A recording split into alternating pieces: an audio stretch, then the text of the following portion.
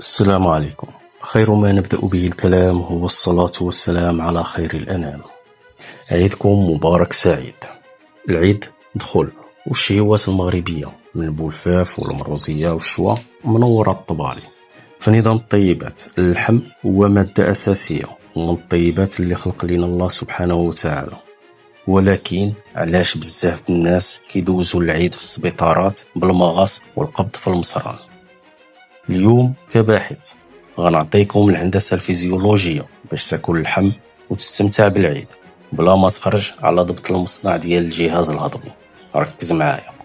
اللحم بروتين ثقيل كيحتاج مجهود جبار في التفكيك.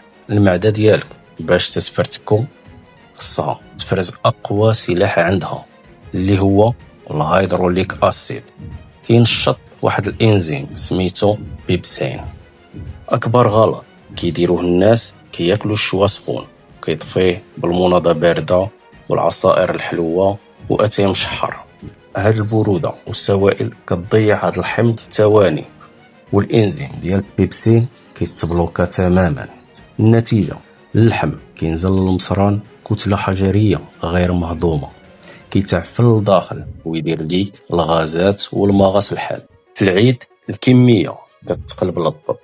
الخلايا ديالك فيها هرمون الشبع اللي كيتسمى الليبتين. ملي كتاكل كتر من الخياس تتخلط الدهون العالية مع السكر الأبيض بحال في المروزية العادية أو مثلا الشوا مع أتاي، هرمون الشبع كيتبلوكا والجسد كيدخل في حالة طوارئ. تما الكبد هو المحرك الأساسي ديالك كيضطر يفعل واحد العملية سميتها دي نوفو ليبجونيسيس، وهي تخليق الشحمة الثلاثية مباشرة فوق خلايا الكبد في ظرف أسبوع واحد ديال العيد. الحل اللي غادي نعطيك: حاول تعزل السوائل والمبردات، كل شوا وبولفاف وبالصحة والراحة، وما تشربش المناضة ولا المبردات وسط الماكلة نهائيا. خلي المعدة مركزة يدير فيها الحمض خدمته. كل اللحم بالخبز الكامل ديال النخالة ماشي اللي مخلط بالفورس.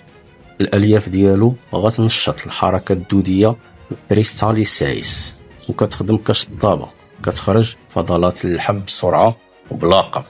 المروزيه حاولوا طيبوها بالعسل الحر والزبيب وبعد على السكر المكرر.